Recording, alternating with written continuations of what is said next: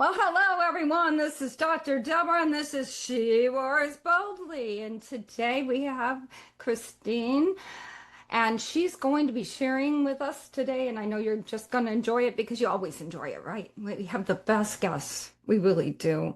You learn so much from them, don't you?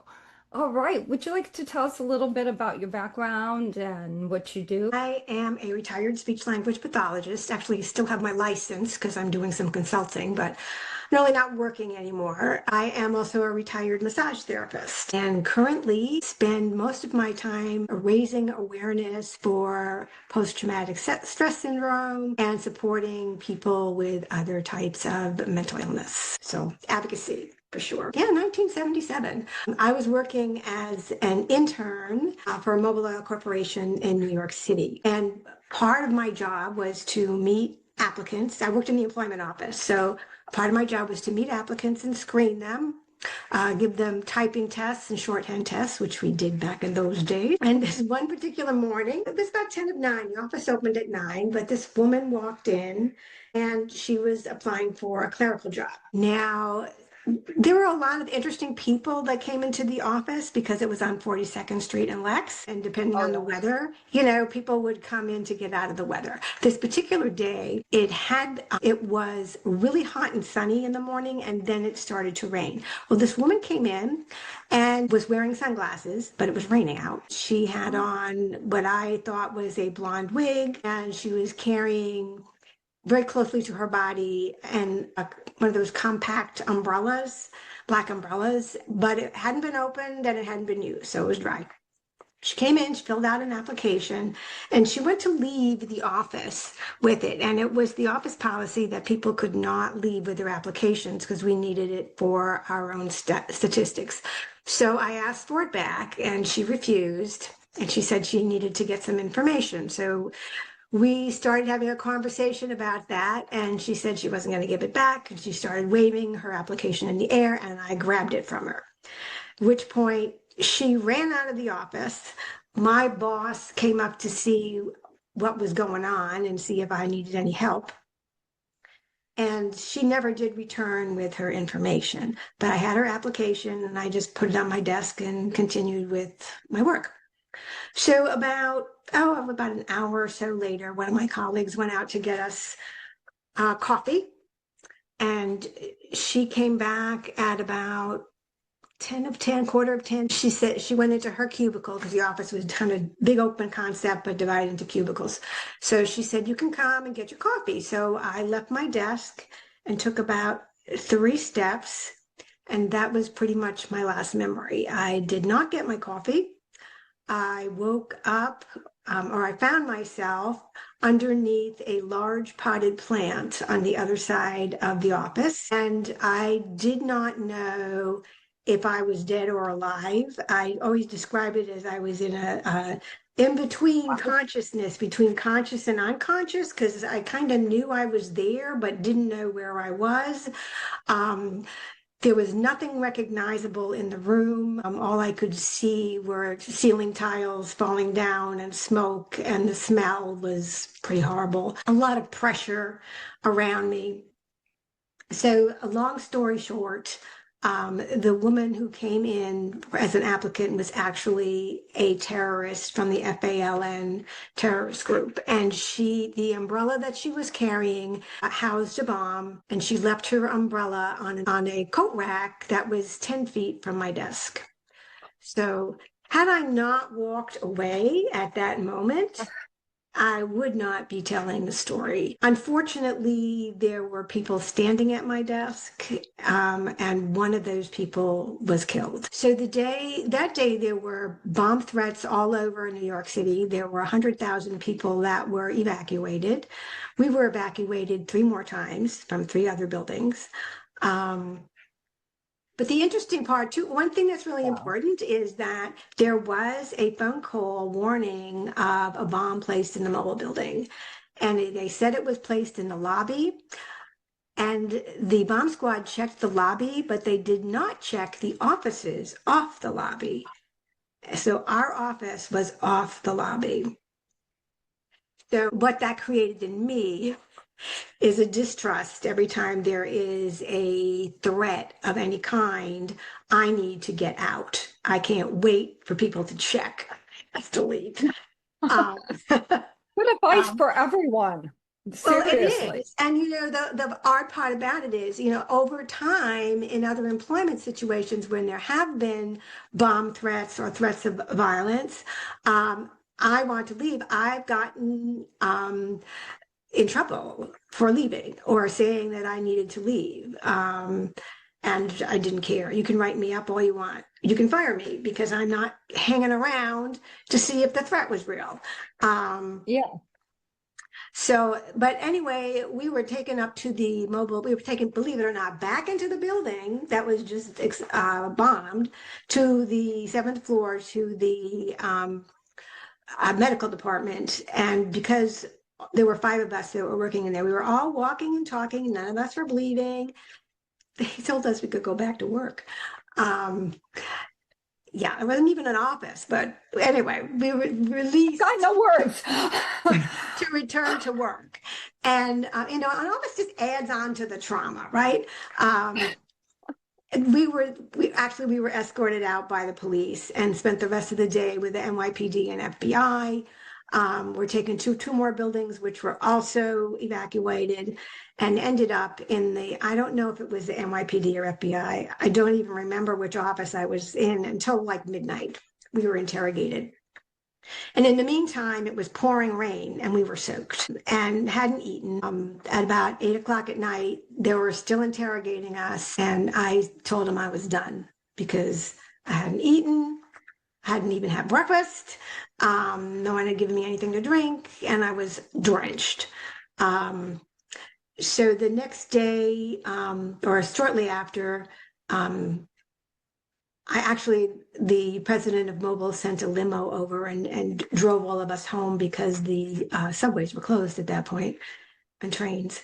But my father, because I was 21 and I was living at home over the summer, my father sent me to Bermuda for a couple of days to get me away from the media. And when I came back, I was apprehended at the airport by the FBI because unknowingly, this little trip interfered with their interrogation, and now they considered me a fugitive, which did not play well for me. And especially since at 21, I was a person who did no wrong, didn't like to ruffle anybody's feathers, didn't like conflict. And so all of this was happening to me because I was just in the wrong place at the wrong time, basically. Probably about a month later, they identified Marie Torres as the person that left the bomb. So I was cleared in that regard, but I still was considered a person of interest because I had interacted with her. So for the next 3 years, I was interrogated by the FBI and NYPD. I was in grad school. They would come out and get me and bring me back to New York, sequester me, and interrogate me. This went on for 3 years until I testified in a murder trial against Haiti Torres when they finally apprehended her. It was pretty much 3 years of trauma. It would have been bad enough if it was just the bombing, but it was all this other stuff, plus the lack of support. At that time, there was really minimal mental health community services. And trauma for people that were not in the military was not really recognized. So I tried finding therapists, but none of them really knew what to do with me. They kind of medicated me. So it took me about 5 years to finally find a therapist that could really work with me. So that's my story, living with PTSD for almost 50 years now. Yeah, and back in that day, the military didn't get it either, trust me. I know several men that were so traumatized in the military. The same thing happened to them. It's like they dismissed them. Trauma has been dismissed for so long. It's like, get over it. What are they trying to say? That's exactly what a lot of people told me, including my family. You should be happy you survived. You're the lucky one. You walked Survived, away. but I'm frightened now. I'm scared. I don't know what I'm doing. I don't even know myself anymore. How can you not be frightened? Well, I had post-traumatic amnesia, so I didn't even recognize myself afterwards. I certainly recognized my family and other people, but I totally lost touch with who I was. I forgot I played the violin. The only Oh, reason I knew wow. I was going to grad school was because I had an airline ticket and my admission packet. And I was at that time, my name was Jane Margaret. And I told my mom, I said, I don't even know who this person is. I can't even respond to that name because I don't know who it is. So my mom said she was going to name me Christiane, and I liked it. So I took it. And in 1984, I changed my name legally. Yeah, I think you needed to do that. That's a separation too from what happened to this other person. You became a new person. I did. I did. Yeah, Um, and that's very therapeutic. I never thought of that, but yeah, as you're saying that, it's a new identity because there's so much trauma out there, so much in so many ways, and none of it can be discounted. Not as severe as yours, but yeah, still everything that affects us that way, it impacts who we think we are. I think you brought up well, a great point with that.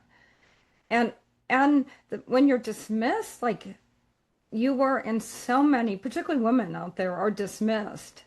And that can just make more trauma and make you feel exactly. guilty for something you didn't even do. Oh, I still have survivor guilt. Um, Yeah.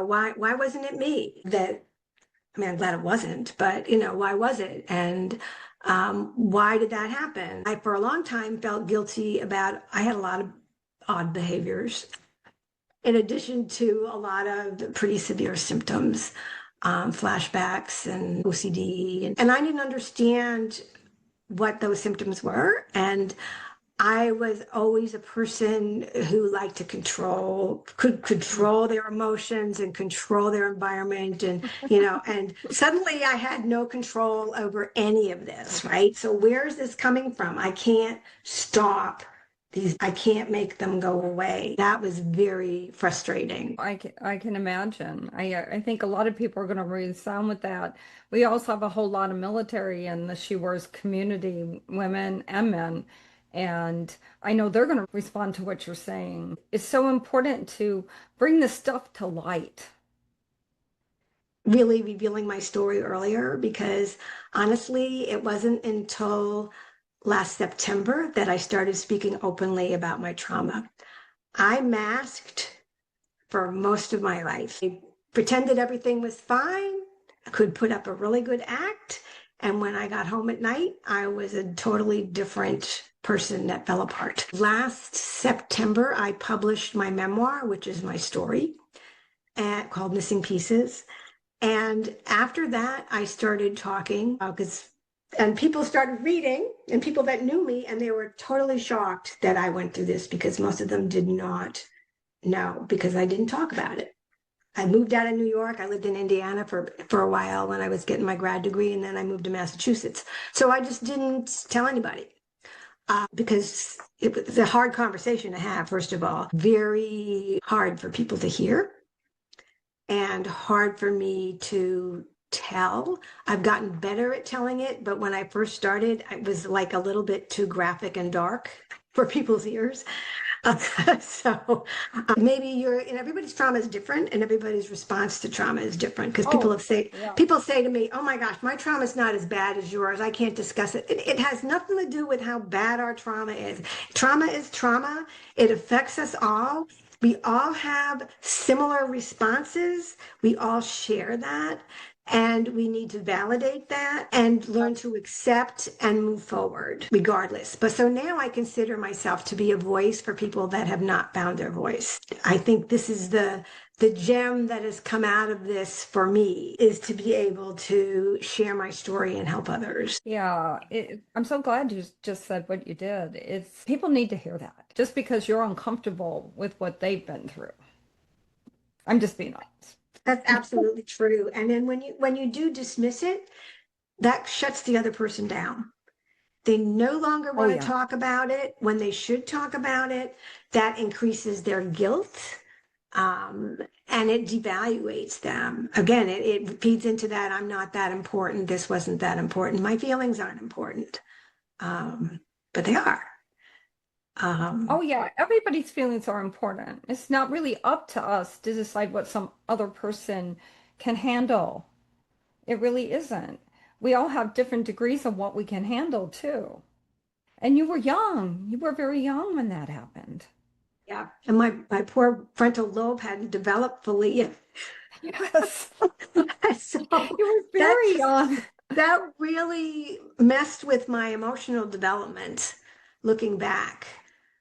And now there is research that supports actual changes in the amygdala and hippocampus resulting from trauma and PTSD. And now that I understand that, I understand a lot about, gee, why isn't it so easy just to get better or get over it? You can't because you're neurologically different now.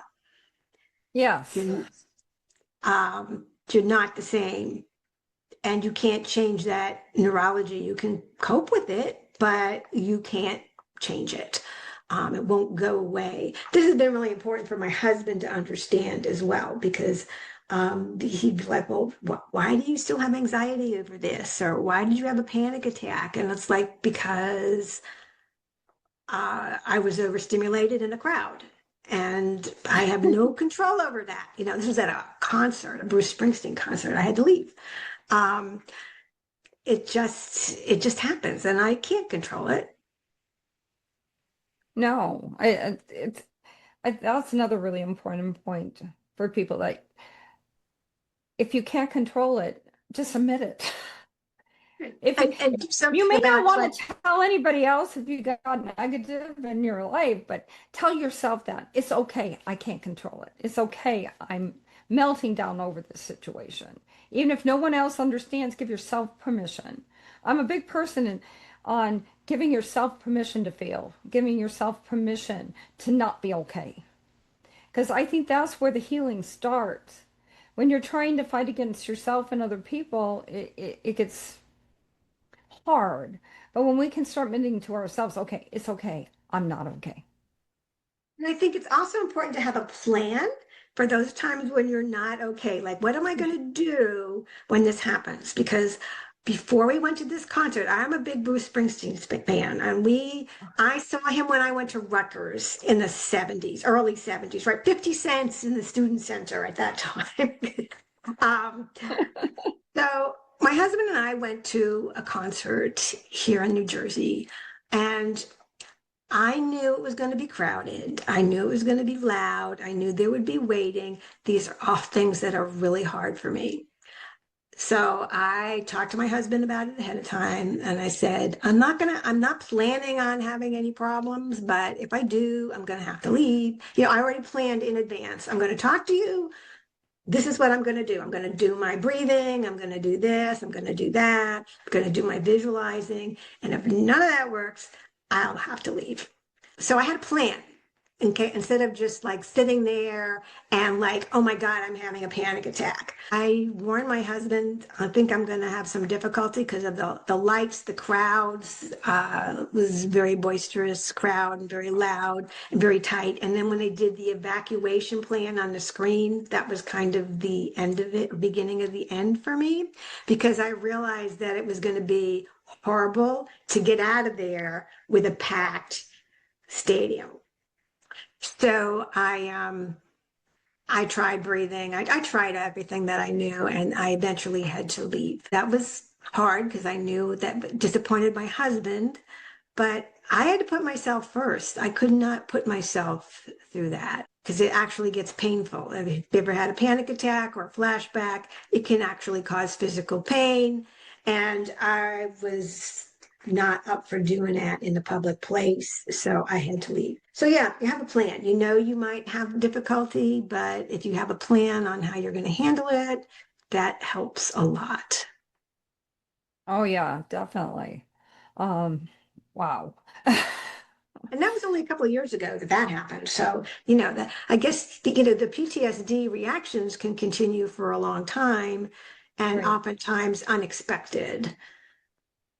Maybe start with smaller venues and work your way up to Bruce Well, you know, we Springsteen. had gone to other concerts, and I had gone to, and I had been Uh, fine.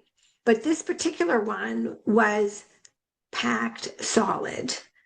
And Bruce is a New Jersey performer and well Yeah. loved in the state. The play that was just packed, sold out, and the crowd was pretty boisterous. A lot of partying in I the can parking believe lot it. ahead of time, kind of thing. So I could really feel like it could easily get out of control. And And it could have. yeah, It really yeah. could have. Definitely today it could. Crazy stuff happens. So, yeah, wow. I like that. So, I mean, what I'm really getting you say, I hear you say it's okay to admit you have trauma. It's okay to tell yourself that you're okay to have it. And I'm also hearing you say, make a plan. Am I getting what you're saying? You are, you are, you are.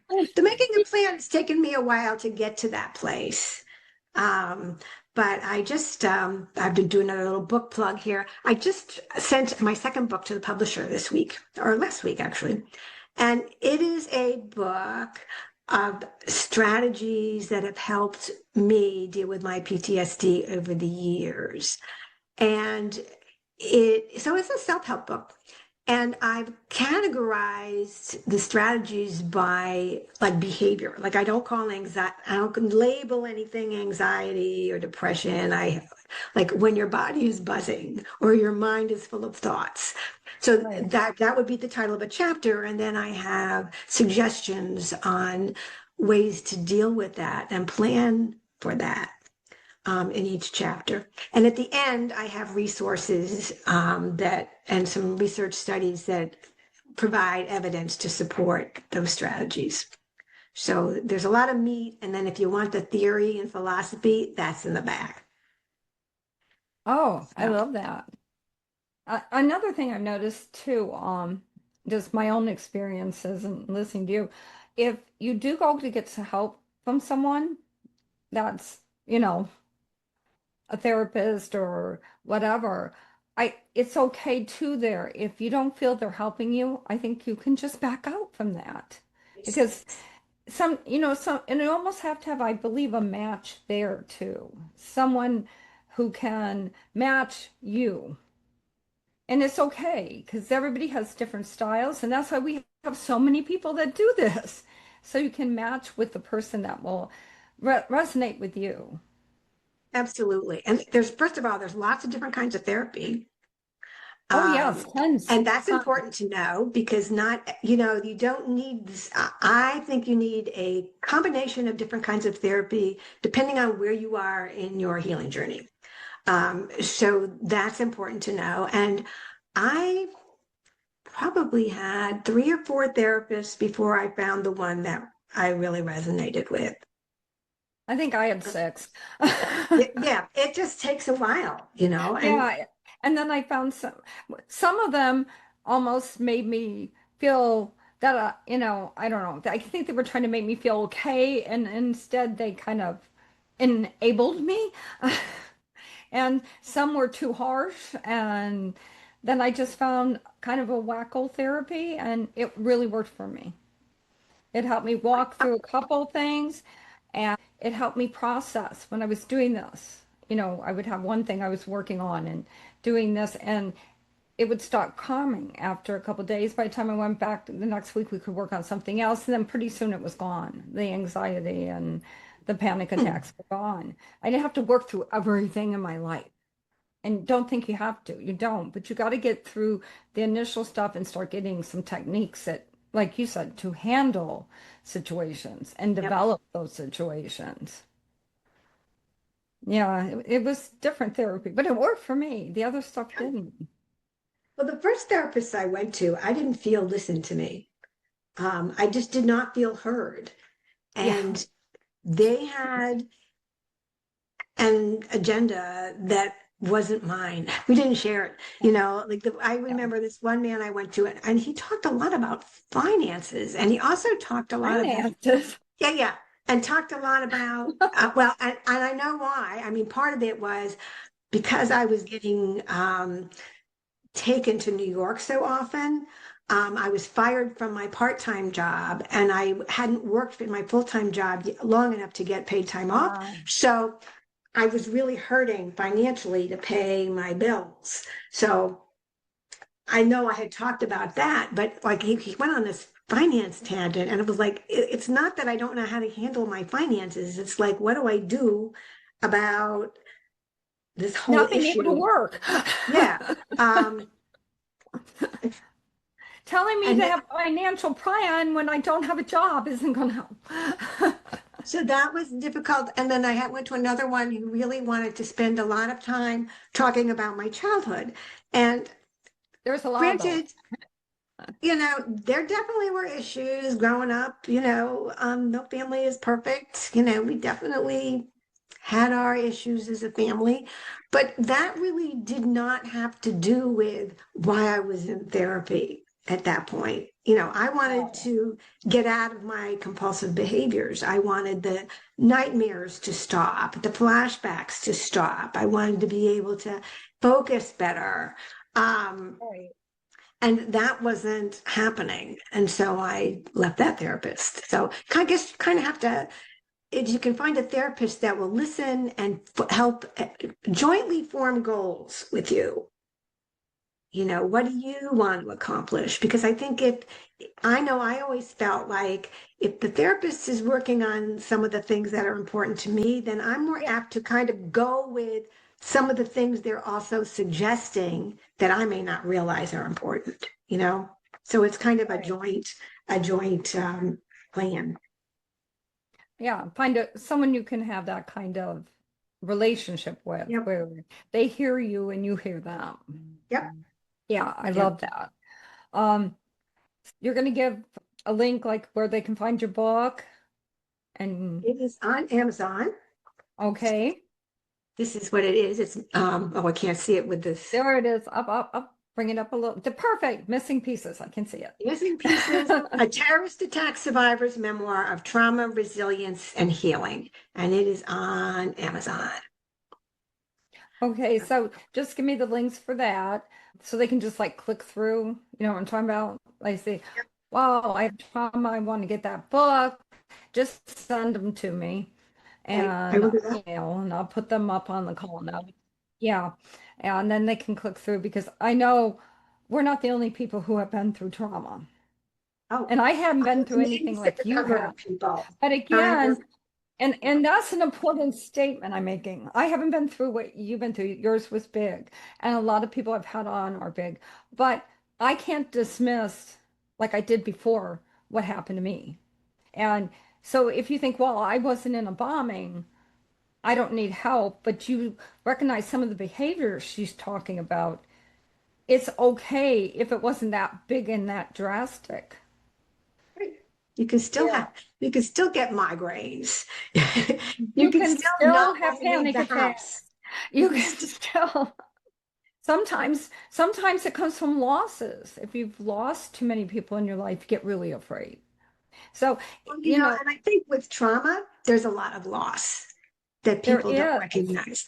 I mean, I lost my graduate school scholarship because I was taken to New York so many times. I lost that. I lost my identity. I lost a part-time job. I lost money. There's so many losses. Um, I finally think I have finished grieving for those losses that were due to the trauma. Yeah. So don't think what happened to you isn't big enough to get help. If you have some of the symptoms she's talking about, get the book and read some more and see if you identify with some of that. Get some help. It's okay. Take care of yourself because nobody should have to live without that kind of help. Nobody should have to live with emotional pain, No. It's not the way and we're built. We're not built to live with that. And that's why we don't handle it well. No one handles it well. Don't think just because somebody looks stoic, they're handling it well. They're either blocking it out but it will show in their lives. It will show in their lives. Even when you're trying to block something, and I've done that, it shows in other ways. And you find yourself going, why am I acting like that? Why am I saying that? It's because you got stuff shoved inside of you. You know, this is just from two people. Like I said, I didn't go through what she went through, but I went through my own stuff. And never negate what you've been through and always get help. Absolutely. Absolutely. And there's Okay. just I so am much help as, out there. There's a yeah, ton of help out there now. There wasn't in the 70s and 80s and 90s, but there is now. So yeah, no, there's a lot of stuff now. Um, so I always ask a question of everyone. What does she roars boldly mean to you? that she's to me, that speaks of self-advocacy, Great uh, answer. very strongly, self-assertiveness. I think that is extremely important when you're on a healing journey. You need to realize what you need and want and go for it. Ask for it, find it. I think, one of the I think I roared loudly because I think that uh, there were two things that kept me going. One was, and still keep me going.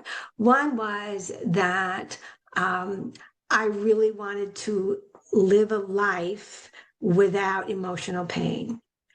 And the second thing was that I had the hope that I was going to find ways to get there. And I always spoke up for myself and found things that would help me. I mean, I tried some things that didn't help, but really am a loud voice for myself for what I need and want. And I don't budge from it. So I think that's what it means. Self-advocacy. Very good. I love it.